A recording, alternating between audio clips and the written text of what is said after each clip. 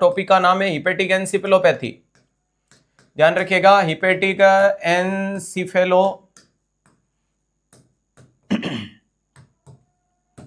ध्यान रखिएगा, कंडीशन का नाम क्या देखने को मिलता है हिपेटिक एनसिफेलोपैथी वाली।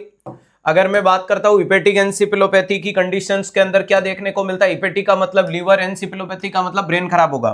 तो ध्यान रखिएगा, if liver disturb, if liver disease present, liver disease present,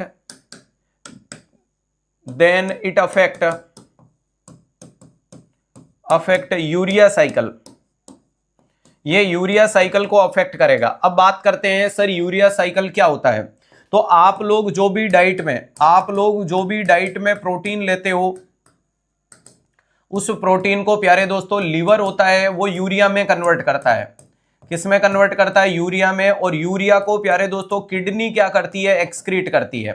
kidney क्या करती है? एक्सक्रीट करती है इन form of urine. In form of urine का मतलब यूरिन की फॉर्म में इसको एक्सक्रीट करने का काम करती है किडनी। अब दोस्तों आप लोगों का लीवर खराब हो गया।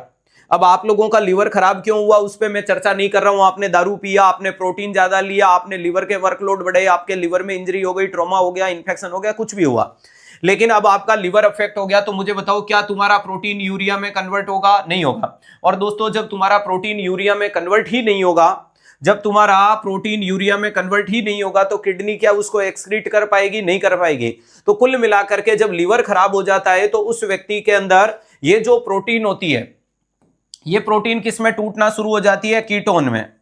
अरे किस में टूटती है? कीटोन बॉडीज में टूटना शुरू हो जाती है। इसके अलावा प्यारे दोस्तों ये हमारे इंटेस्टाइनल फ्लोरा के साथ मिलके, ध्यान रखिएगा, ये प्रोटीन है, ये हमारे किसके साथ बोल रहा हूं? इंटेस्टाइनल। ध्यान रखिएगा किसके साथ बोल रहा हूं? इंटेस्टाइनल फ्लोरा या कमर्शियल फ्लोरा के साथ मिलके ये अमोनिया में कन्वर्ट हो जाएगी। किस में कन्वर्ट हो जाएगी? अमोनिया में। और ये अमोनिया क्या करेगी सर? ये क्रॉस करेगी ब्लड ब्रेन बैरियर को। ये अमोनिया किसको क्रॉस करेगी? तो याद रखिएगा ब्लड ब्रेन बैरियर को क्रॉस करेगी। और जब ये ब्लड ब्रेन बैरियर को क्रॉस करेगी तो इसके कारण ब्रेन डिस्टर्ब हो जाएगा। अरे इसके कारण क्या हो जाएगा? ब्रेन डिस्टर्ब देखने को मिलेगा। ध्यान रखिएगा, वेरी इंपॉर्टेंट चीज है। तो कुल मिलाकर के मैंने यहां बोला कि ये जो इंटेस्टाइनल फ्लोरा है, ये इंटेस्टाइनल फ्लोरा के साथ मिलकर अमोनिया गैस बनाएगी। और ये जो अमोनिया होगी ये ब्लड ब्रेन बैरियर को क्रॉस करके कहां पहुंचेगी? ब्रेन में। तो गड़बड़ थी लीवर की और अफेक्ट हुआ ब्रेन। अरे गड़बड़ थी लीवर की और अफेक्ट हुआ ब्रेन। कंडीशन का नाम है हिपेटिक एनसेफेलोपैथी। ठीक है साहब, इसी को रेज सिंड्रोम के नाम से जानते हैं। वायरल इन्फेक्शन के साथ अगर कोई मरीज एस्प्रिन ले लेता है तो उसका लीवर डैमेज होकर के ये चीज डेवलप हो जाती है। अति महत्वपूर्ण लाइन जो ध्यान देने योग्य होगी कि इसके ट्रीटमेंट प्रोटोकॉल क्या है। तो 3 प्रोटोकॉल होंगे कि भाई एक तो प्रोटीन की समस्या है तो प्रोटीन दो ही मत, लो प्रोटीन डाइट। दूसरे नंबर पे क्या करने की कोशिश करो कि ये जो अमोनिया है इसको एक्सक्रीट करवा दो बॉडी से, लैक्टुलोज देके। और तीसरा इन नॉर्मल फ्लोरा या कमर्शियल फ्लोरा को मार दो जो आपके इंटेस्टाइन में अच्छे हैं, फायदेमंद है, लेकिन यहां नुकसान कर रहे हैं। आओ बात करते हैं, अगर आपके सामने ट्रीटमेंट की बात करोगे, जांच के नाम पे तो लिवर वीवर कर सकते हो, ज्यादा सीरियस हो तो बायोप्सी ले जाना। तो पहले नंबर पे तो आप ट्रीटमेंट करोगे लो प्रोटीन डाइट। पहले नंबर पे तो क्या करोगे? लो प्रोटीन डाइट सजेस्ट की जाती है।